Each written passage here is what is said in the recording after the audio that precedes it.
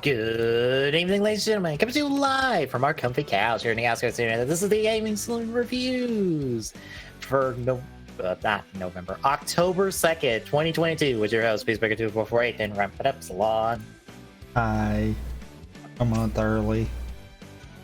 Yeah, I guess I want it to be November because I'd be done with my job by then. I mean, at least you changed months and didn't say September. Yeah. You just changed 2 months instead of 1. Yeah. It's Ace Attorney, folks, so we have technically 5 episodes to review. Yeah, whoops. To be honest, I didn't even remember Turnabout's beginning being an hour-long special. Realizing what case it was, I was like,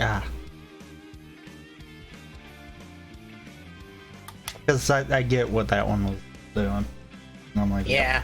Yep.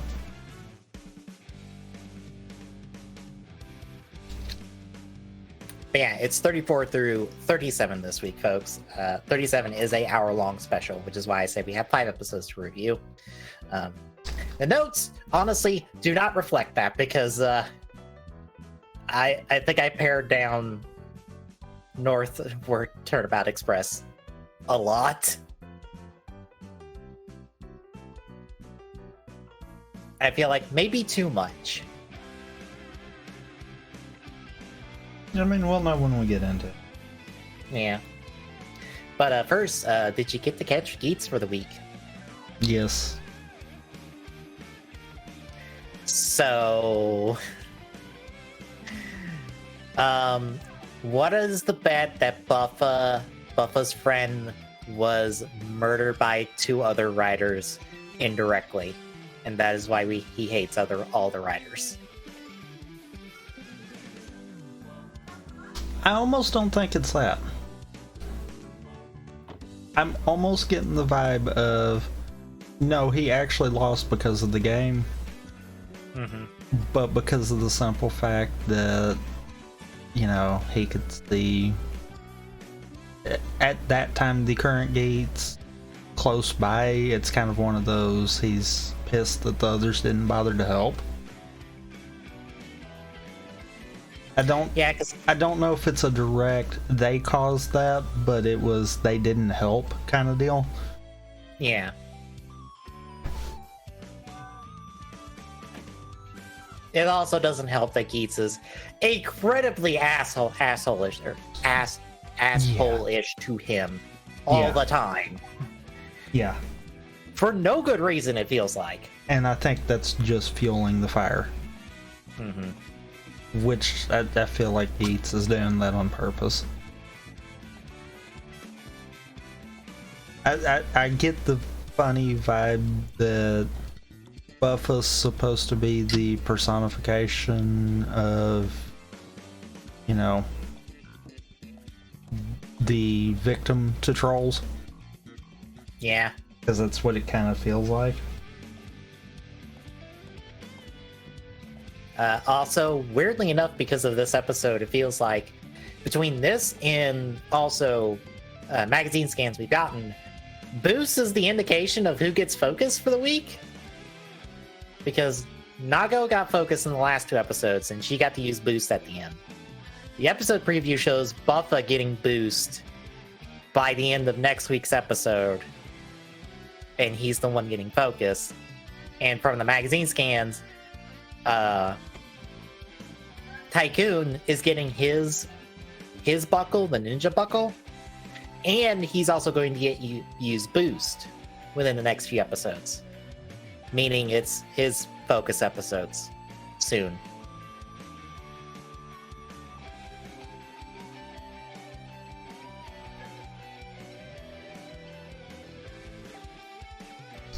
Which basically kind of points to the, as I said, Boost is going to be that half upgrade. Yeah. Where it's there when it has to be, but it's not a permanent fixture. It's there. It's there because Tycoon keeps getting it. Well, I mean, I get the feeling though the reason for the temporary is boost is actually going to be Geats' first upgrade. We're going to get a permanent version of boost. Yeah. Because it feels weird that we would have this should be base form, but it's not really been able to be base form. It's like temporary. Yeah. I get the feeling that we're probably going to get that, and we technically already know the first upgrade. Mm-hmm. I'm also curious what our other three's second buckle is supposed to be. Since we know Naga's gonna get, I believe it's Beat. Tycoon's getting Ninja in the next month or so. Or this month. Buffa's already got Zombie. What is their second buckle then? Yeah. And you know, that's the other thing. If you assume that Magnum and Boost is the full-on max combo that Geats can have, would be fair to do that. That also means that the two forms don't have to share any kind of similarity. They don't have to share colors. They don't have to share naming, theming, anything. Because, yeah, you could stretch and say, oh, gun, that is a fast projectile. So, boost, that is a fast thing. That is really stretching.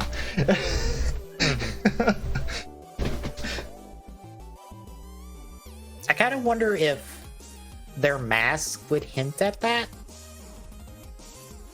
I don't know, because it, at least the color. so far it feels like the coloration for the helmets is actually signifying the first form, not the second half of it.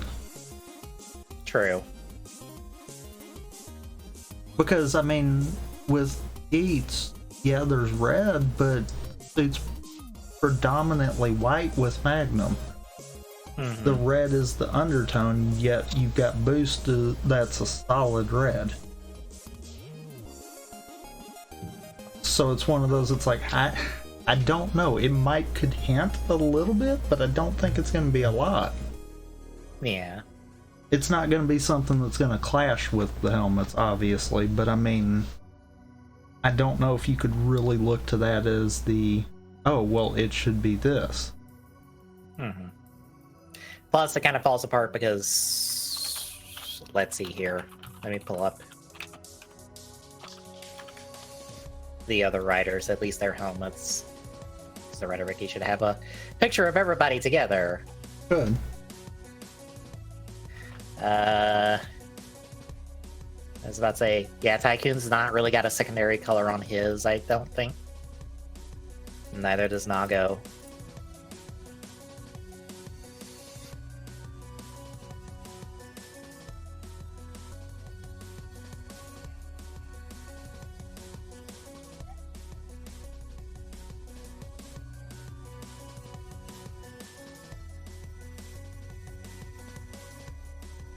Yeah, Nako's not got really a secondary color on her helmet at all, except I guess black, but that's not helpful.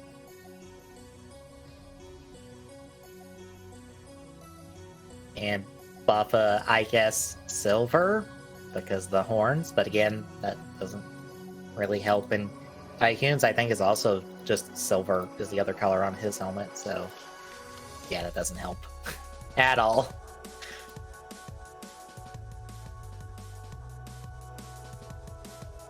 So yeah, that theory's out the window. Thought, though? What if that's an intentional design? What if maybe before Ace became Geats, the Geats suit didn't have the red tints? That wouldn't surprise me. I know we saw it in the flashback, but we also have to assume that that's not Ace in the suit. Because until we're proven otherwise, we kind of have to assume that. Yeah. So that could have been someone else that figured out the perfect combo kind of deal. Mm-hmm. What if everyone else's secondary coloring actually comes after the fact? Yeah. I could see that being a good and a bad thing. Be bad because, I mean, you got a crap ton of color swap stuff for the toys and stuff. Mm-hmm. But at the same time, you've got extra toys to make. And by they, I mean the Soto team, because the Soto team are the only ones gonna fucking make anything outside of like a few of the main things, and that's kind of it.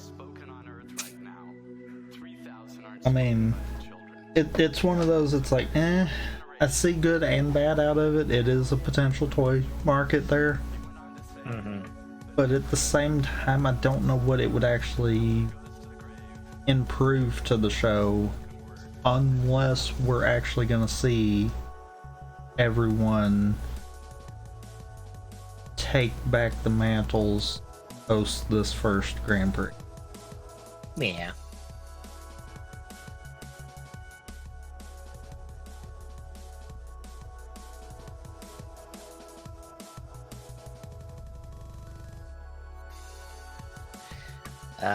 What else? Punk Jack. I found out that moment between him and Mary, where Mary gives him a light punch and then Punk Jack just dunks him. That was improvised by the suit actor. Sounds about right. There's even a picture of him apologizing. Like, oh, sorry.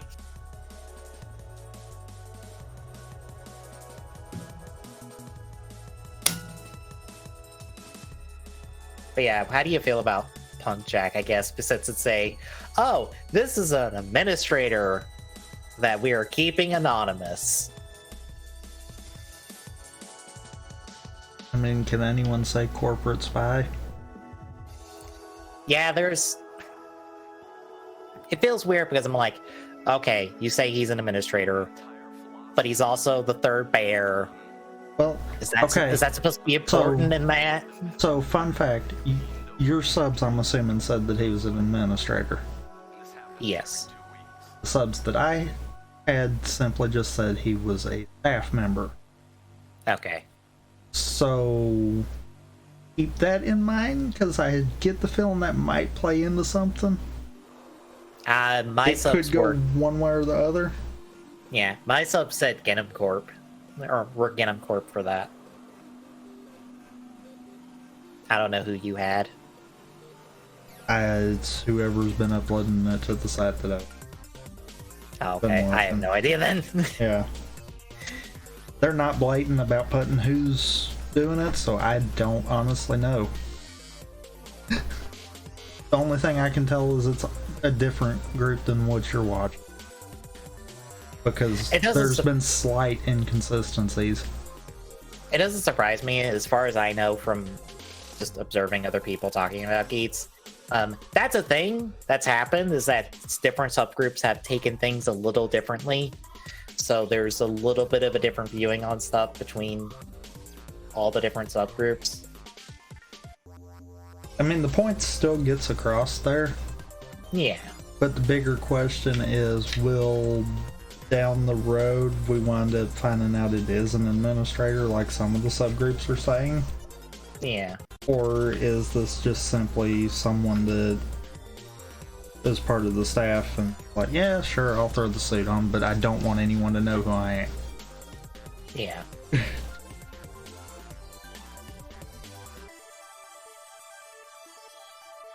I'm also kind of curious, like, okay, clearly, because of, scans and stuff, Tycoon survives into the next round.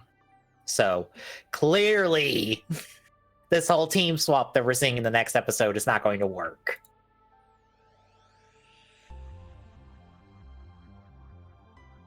I'm Because almost Tycoon- feeling like because of the ones that we need for next week, the team swap thing's gonna work, but we're gonna have something stupid like a tie, meaning that they just walk away from it. And they're just Maybe. like, yep, no one gets eliminated because it was a tie. Because I completely foresee that being some kind of dumb loophole that they run into. Because in light of what we know, they're kind of in a corner at the moment. Yeah. Like, Mary's gotta go. Like, I'm sorry, Mary. You are the least important person in the cast right now. Well, okay. If they do a focus on Mary, then they're still gonna need him around for a little while too, though. Yeah. So I mean there's no way that any of this wins. Is the problem. Yeah, because we also know that Punk Jack is getting a rice buckle of their own with Monster. So they clearly move on. So out of everybody we know that is getting a rise buckle in the future that doesn't have one right now, Mary's the only one that doesn't exist in that list. Therefore, you're going at some point. Mm-hmm. You're getting ejected before everyone else in this team.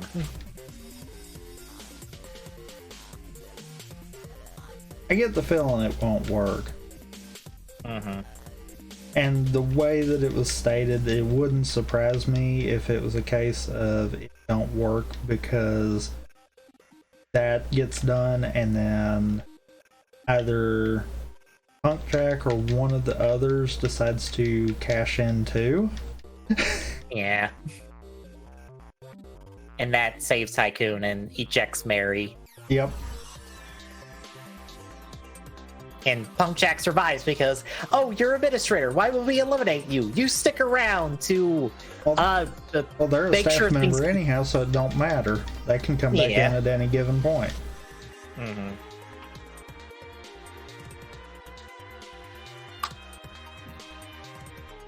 I do feel like that was a smart play. Because they can effectively put Punk Jack in wherever they want, and it's fine. Mm-hmm. It does feel weird. We're on the third repaint of that helmet. And Yep. this is the permanent one, supposedly. Yeah. And yet we have not repainted G-Pen's one just yet into something.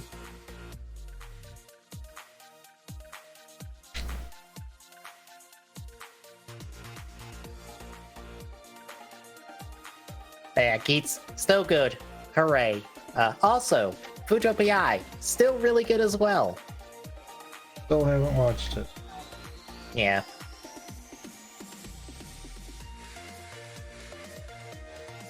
I'm really enjoying it. It's been really good to have two good writer things on at the same time. Fair. But shall we get to Ace Attorney then? I guess so. All right, then. It is episodes 34 through 38. It is, or 37, my bad. It is Northward Turnabout Express, the 3-parter, and then the hour-long Turnabout Memories special. Any thoughts going into these 4 episodes? No. As a note, Northward Turnabout Express is a anime exclusive case, so this is new to Tommy, at least, regardless. Yep. I remember this case. I also remembered it being a little convoluted. A lot of convoluted. Yeah. And then Turnabout Memories was the tutorial case of the 3rd game, so... shall we get into it then? That, oddly enough, I remembered. Yeah, it's kind of important to the 3rd game, shall we say. Yeah, big time. And good placement for the anime. Yeah, I kind of understand why they saved it for the second half of the second season, since you know, we're gonna get into all of that now. Yeah. So maybe we start with that case. Yeah, it was good placement. I definitely got to say that. Because when I saw it, I'm like, oh, yep.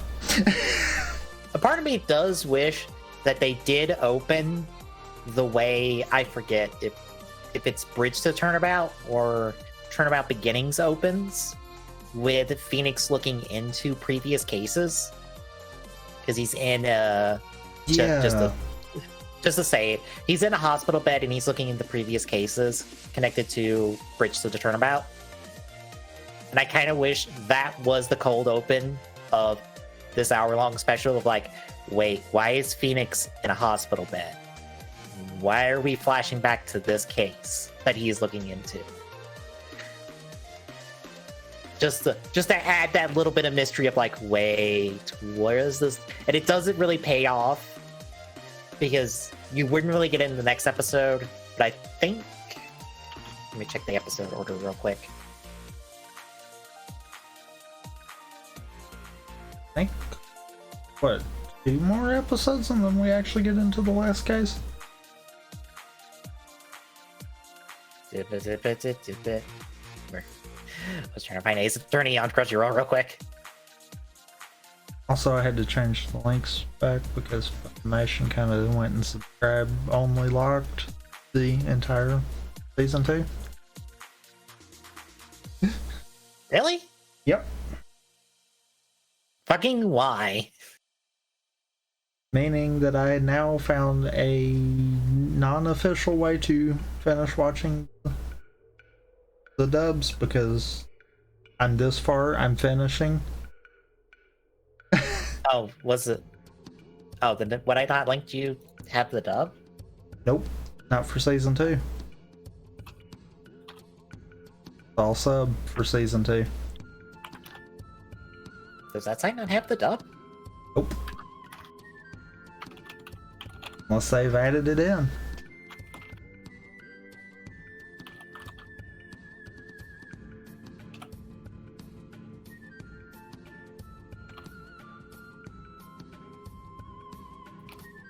And by added it in, I mean added it in like today, kind of deal. Because I literally changed that link back today. Okay, never mind. Yeah. I was just trying to look, but I'm like, fuck, I can't spell Ace Attorney's Japanese name because they haven't listened to that.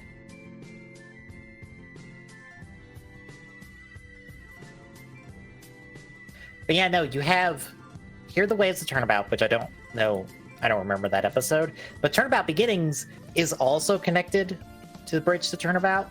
So you'd have that episode break, but then you have another episode with Phoenix with that cold open in the hospital bed looking in the previous cases. And then you get the Bridge to Turnabout and you kind of work your way to that moment. I don't know.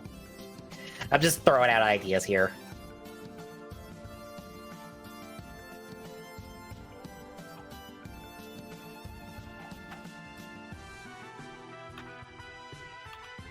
Anywho, shall we get to Northward Turnabout Express then first? I guess. Alright, so episode 34. We kick off with the Wright and crew mid-transit on the Silver Star train as they find themselves at the behest of a trial where a big fancy rich man is being retried for murder. And Phoenix is the attorney, and other guy is the prosecutor. I will note, I did not put the Japanese names for everyone involving in this case because there are fucking 12 people here named in this case, and most of them don't matter in the end. Fair. Also, I'm pretty sure most of them are just their most of them are pretty much the same name, I think. I think some of them are. I feel like you're right, actually. Is that the way this one's set up? That feels right. Honestly, I didn't bother with this one because I just didn't care. But yeah, that is where we are. But we flash back to before they set off, as we see that both Phoenix and Maya have been invited aboard the Silver Star train for its transit to somewhere else in Japan. I forget where. That's not the important part. Also, Gumshoe and the judge are here because they won a contest. That's it. We also find out that that one Avery Richman is behind this train. He's some multi-millionaire from another country. He's a rich man. Yes. From the random country that is non-existent, I believe. So, that one. As they board the train and stuff, we see some other people involved in this case. We see that someone has escaped custody in Japan. That'll be important for later. So after departing, Maya has some walkie-talkies and wants to just muck about with a bomb tag thing with Phoenix, who declines, but then Gumshoe shows up, so Gumshoe takes it and they do a game thing and do shenanigans until Gumshoe and the judge go to dinner. But when they come back, the judge realizes he leaves his gavel in the dining room because, of course, the judge has his gavel. He's in full regalia, too. I mean, he wouldn't be judged without his gavel.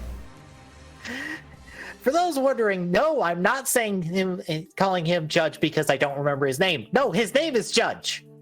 His name is literally Judge. No one calls him any other name but Judge. Which is immensely funny. Yes. His brother's name is also Judge, for those wondering. So they are Judge and Judge. That's really creative. Yep. So yeah, he goes back while Phoenix and Maya are having their dinner. And we see other members of their car having dinner because the dinners are split up by car. But then the power goes out and the train starts to rock and stuff. And Gumshoe randomly sees a fireball in the distance out the window that he thinks is a ghost. That's important for later. Yeah. Or a really dumb later. Fucking hell. But the train stops and stuff, and as it comes back on, Richman boards the train, and then the staff of the train take it over with guns. Because everything's better with guns. Yeah. Because Richman has put together this entire scheme of pulling together the witnesses, a defense attorney, and a prosecutor onto this train in order to hold a mock retrial of his trial for murder. And it's all being broadcasted to some specific location. We'll find out it's the chief prosecutor's office in America. And he has decided that no matter what happens, he wants a verdict before this train arrives at its destination. So that's happening. Also, we meet the prosecutor. It's Tristan Turnbull. He's new. He's not really important because we won't know about him after this arc. Pretty much. His fate is the fate of pretty much any prosecutor introduced into one-off cases like this.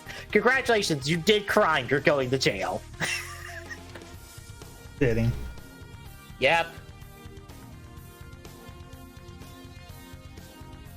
But yeah, Gumshoe then finds, because he tries to go out the car, he finds the dining car missing because he's now connected to the main engine of the train. So we don't know where Phoenix and crew are now. Kind of. It's dumb. We'll get there. And that's how the episode ends.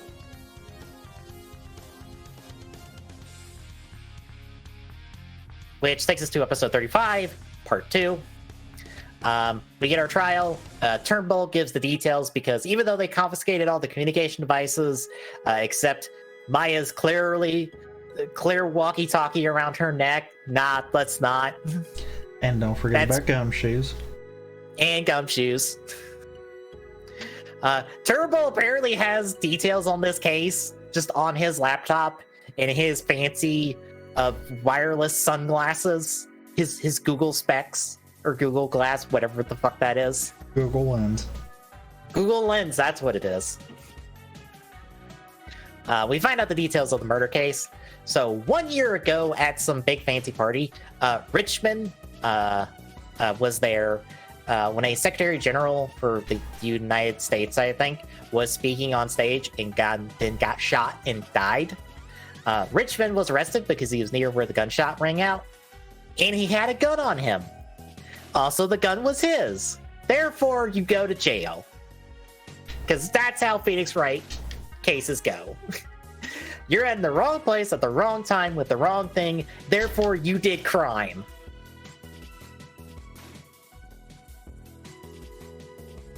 Richmond claims that the gun was stolen, but he's got no proof of that. Phoenix begins interviewing all the witnesses and stuff.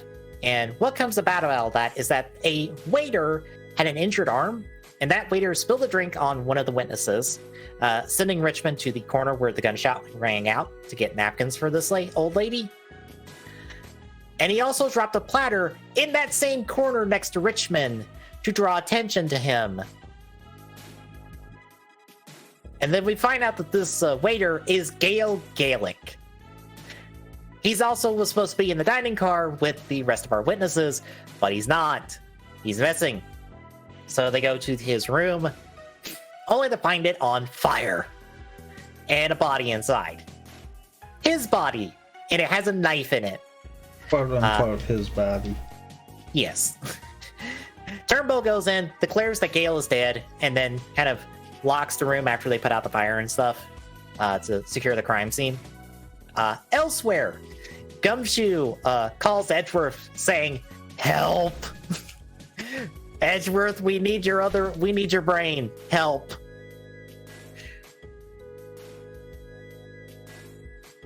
Thankfully, Edgeworth is in America currently. So he's gonna look into this case independently. But back with the gang, they re-enter the room, and the body is gone. So that's not helpful. We check in with Edgeworth. He investigates the case and stuff, only to be surrounded by goons who are like, you need to come to the chief prosecutor's office because you're looking into this case. And Edgeworth's like, cool, that's fine. I got questions for him, so lead the way. So we check it back with Edgeworth. Or checking back in with Phoenix. He talks to Turnbull. We find out Turnbull wasn't directly on Richmond's case, but he did put it together behind the scenes. Supposedly. He also ran off to America to prosecute because he ran into Edgeworth in law school, and Edgeworth dunked his ass, so he didn't want to deal with Edgeworth ever again. So he went halfway around the world to avoid dealing with Edgeworth. That sounds about right. Yep. But back to Edgeworth himself. He's in the chief prosecutor's office, and he finds out that, this whole mock trial is being broadcasted to our office. So there you go. We're seeing this live. And that's when Gumshoe and one of the staff people, because of some lightning hit the train, the Gale's body falls out of the ceiling in front of them. And therefore, we found out where the body went, supposedly, which ends the second episode. Which takes us to episode 36, part 3. Trial continues, but since no Gale, Phoenix is kind of out of options. But that's when Gumshoe phones in to be like, oh, by the way, the body's over here. From there, Phoenix more or less figures out, the train cars switched positions, didn't they, when the lights went out and all that hoopla, because Gumshoe mentions the ball of fire, and apparently that was a tablecloth that caught on fire when this old lady had her birthday cake. She was blowing it out, and one of the candles kind of fell onto the tablecloth. So Phoenix and gang are in the back of the train, whereas Gumshoe's now in the front. it's really convoluted and stupid. Yes. But the timing of this means that the Gale they saw in the room was fake. Meaning that Turnbull must be the one that killed Gale, because how the fuck would he not know that that body was fake to start with? Also, he talked one of the staff members into helping him, because that same staff member helped him frame Richmond for the murder from a year ago, because, surprise, Turnbull was in charge of the case from the start and wanted to get Richmond in jail because economy reasons. Complicated economy reasons that I zoned out on. Yeah. Same. But, yeah. Edgeworth also phones in to confirm Turnbull's connection to all of this. Also, Gale was the one that killed the Secretary General, because he's an assassin. So, that's also in here as well. But the pair of them break Turnbull, and he confesses to everything. So Richmond is declared not guilty. Hooray! We have solved the case. Except now an alarm is blaring and red lights are on because, by the way, Richmond put a bomb in the last car, in the dining room car. So whenever the verdict came in, that train car would get disconnected and it would explode, and he would go with it because honor. So everyone evacs until Phoenix and Miles go, no, you get your ass on the rest of over here with the rest of us. You're getting a proper retrial and we'll prove your innocence again. So get over here. And they do that. So the train car explodes with nobody in it. And we get to see the sunrise. And hey, it's a happy ending for everybody. Hooray. So, how'd you feel about Northward Turnabout Express? Good. I mean, as far as a one-off, it was fine. Yeah. I feel like, honestly, though, the bulk of this is better when it all works to an end goal kind of deal. Mm-hmm. And I was far more interested in the last part of this batch than the first part. I am. You mean the one that has the implications for the rest of the season rather than this one-off case? Uh-huh. Fair. Because, like, it's fine, but also, like, it's all mystery until, like, the last episode where it's just like, bleh, here's everything. Yeah.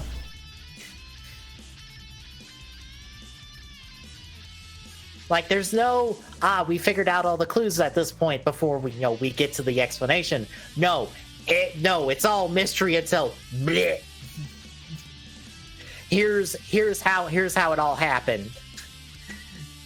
So, yeah, it's fine, but we've had better episodes. Oh, yeah. Most stuff. I wonder how this case ranks among other Ace Attorney fans in relation to, like, the game cases and stuff. Like, where do they rank this? Probably. Good question.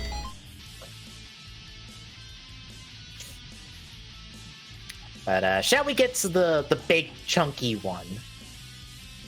I guess we shall. All right, this is episode 37, Turnabout Memories.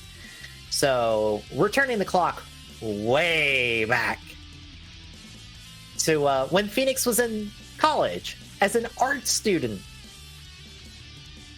before he even attempted to become an attorney.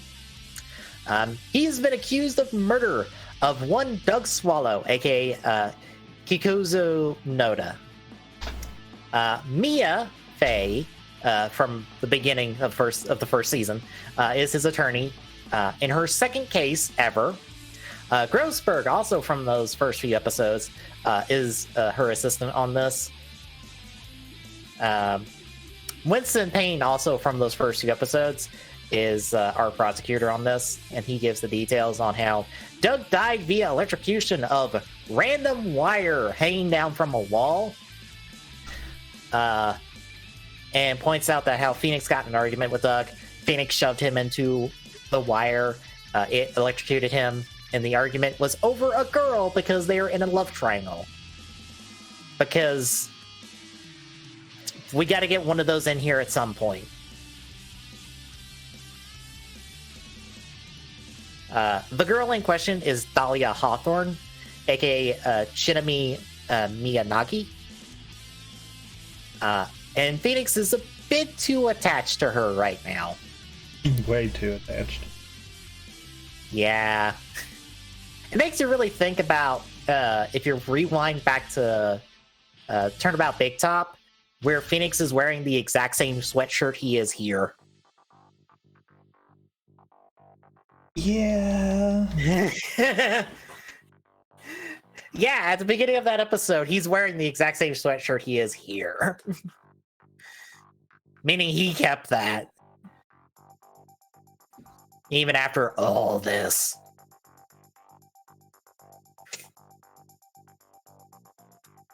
I mean, that's not a problem.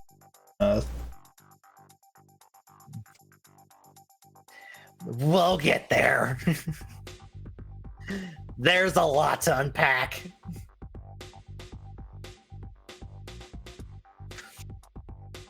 Also, Doug has Phoenix's cold meds.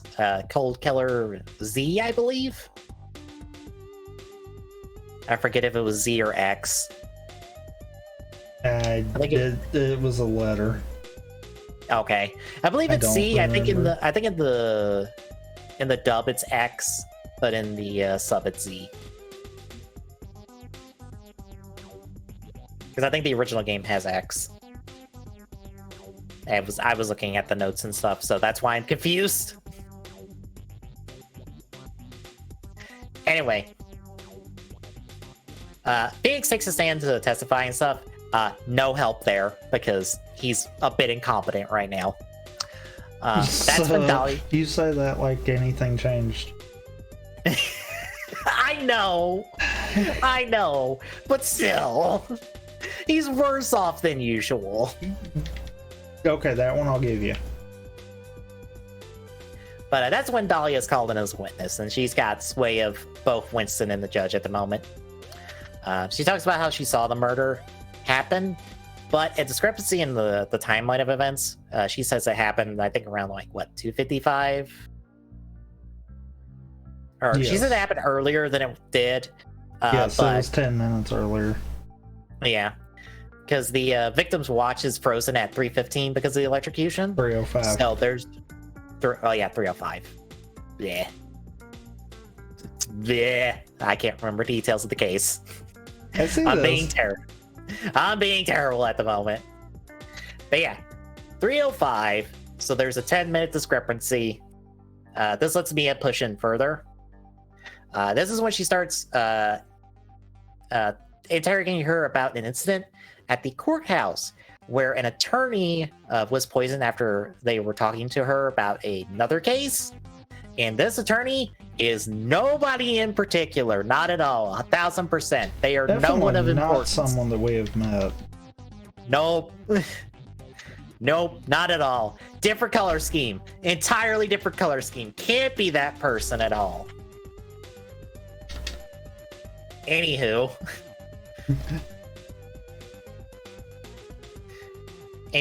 She denies any involvement, but that's when Phoenix pops in to be like, no, we met on that exact day, and you gave me this necklace that contains a nondescript liquid of some kind that I have no idea is poison.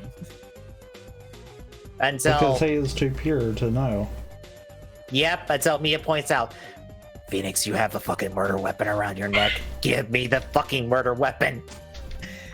And Phoenix is like, no, but and then runs away. And then when he comes back, we find out that he fucking swallowed it. By the way, if you are following the Ace Attorney franchise after this point when we are done with this season, make a list of shit Phoenix does that somehow should kill him but doesn't. This is number 1. We'll have number 2 before long. I don't know how he lives. Because I know of at least 3 separate times where I'm like, Phoenix, you should be fucking dead. How are you alive? And by alive, I mean not even scathed by this. Yeah. Man ate, literally ate, because he talked about how he chewed this damn bottle. A fucking bottle of poison that murdered someone else. Well, almost murdered someone else, and yet he's perfectly fine. I also love the fact that Mia's just like, how are you fine? How are you alive? Phoenix is literally too stupid to die. I love the fact that she's torn between how is this man not dead and how is he this stupid? Yep. So that doesn't help Mia's case since, oh, Phoenix ate the bottle of that vial and he's perfectly fine. That can't be poison, right? You know, not taking into account that Phoenix is the luckiest fucking man alive.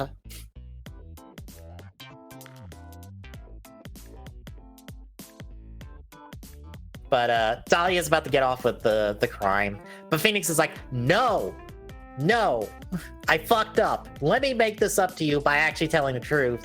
And he talks about how when he came back, he found Doug lying in the ground dead and Dahlia next to him. And that's when we find out that Doug had the bottle of cold meds that Doug had. Dahlia put it there and she laced the bottle with poison, wanting them to kill each other, or wanting to kill both of them and blame it on each other. So, betting her literal career on this, she's just like, fucking test it then. Take a drop. See if you die from this, Dahlia. And Dahlia's like, gets real angry, but then is like, fine, you win this time. I'll get you next time, Mia Fey. And then leaves to go to jail. Also, she challenges Winston to take a shot, but Winston's like, nope, I'm good. I'm a coward. Nope, you're right. That's fine.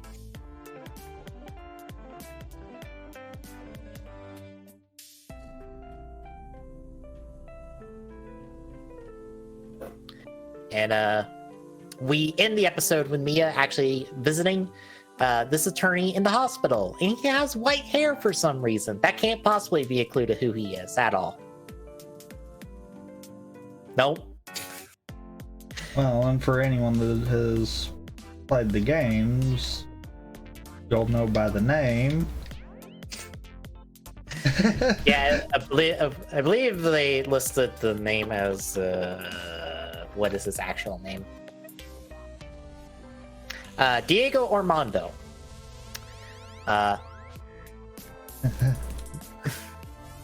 More or less take the last two letters of both of those. Oh, look, it's Godot. Surprise, it's Godot. Whoever could have guessed. Yep. Also, they decided to not say that Godot and Mia were in a relationship at all. I believe the game specified that they are in a relationship.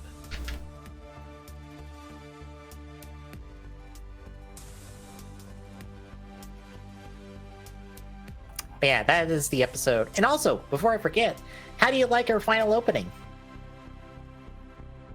I really care for it. Fair. You don't like the Mickey Mouse fingers pointing everywhere? That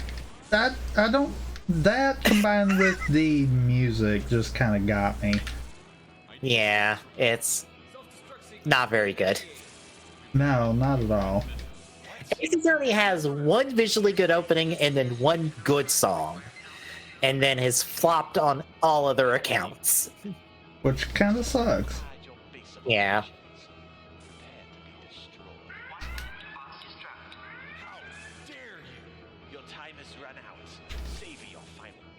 But how do you feel about Turnabout Memories? I think it did good to set up the things to come kind of deal. Mm-hmm.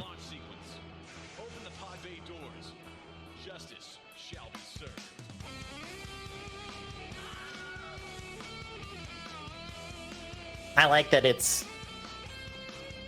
like it lays the groundwork. I wish it was a little bit more explicit in like, remember this. It's going to be important because this is literally part 1 of 3.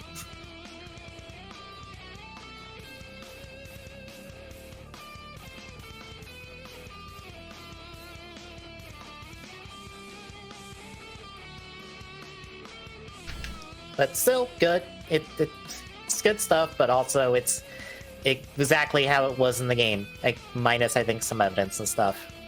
So it's hard to not screw that up. Ain't fair.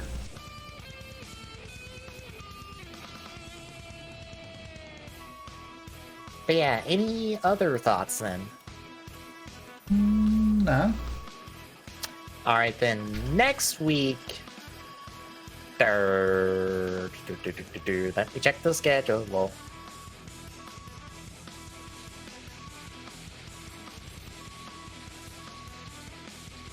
It's 5 episodes?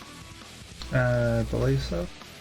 Yeah, 19 to 23, which gets us through this kind of filler episode that I honestly don't remember what the fuck is. 2 parts, the 2-parter Turnabout Beginnings, which is kind of like the second part of this trilogy of cases that is kind of the core of the 3rd game. And then 2 parts of Bridge Turnabout, because it is 7 fucking parts.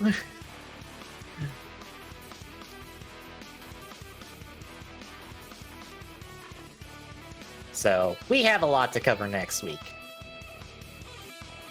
Between now and then,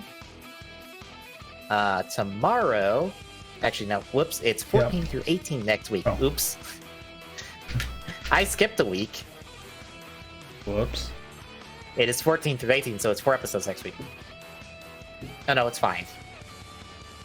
I can't count, it's 5. It's the same episodes, but it's the wrong episode numbers.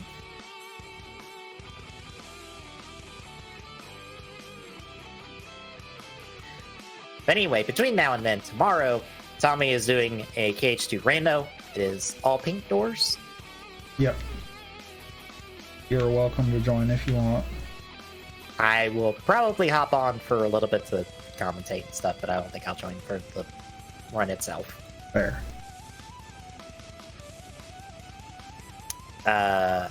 Thursday will probably be me doing more Splatoon. I'm just in a Splatoon 3 mood, so it'll probably be more Splatoon 3. Friday will be something. Is it really not updated? No. More Star Citizen. Apparently Okay. I haven't updated going forward. Yeah, more Alright Star now. Citizen. I see it updates. Friday's more Star Citizen. Saturday will be TGS, where we're talking about video games and stuff, and we get to talk about the death of Stadia because Stadia shuts down in 2 months.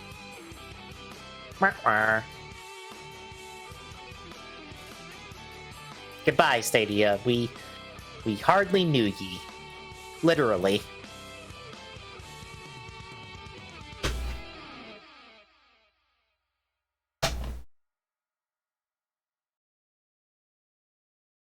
And then next Sunday will be us looking at more Ace Attorney. So if you like what you're seeing, folks, drop a follow. Really appreciate it. Chip away that Philly goal. At Saloon on Twitter. Get updates on live. Especially with Discord and Jagged Sizzler. Link drop by. Say hi. See you tomorrow, folks.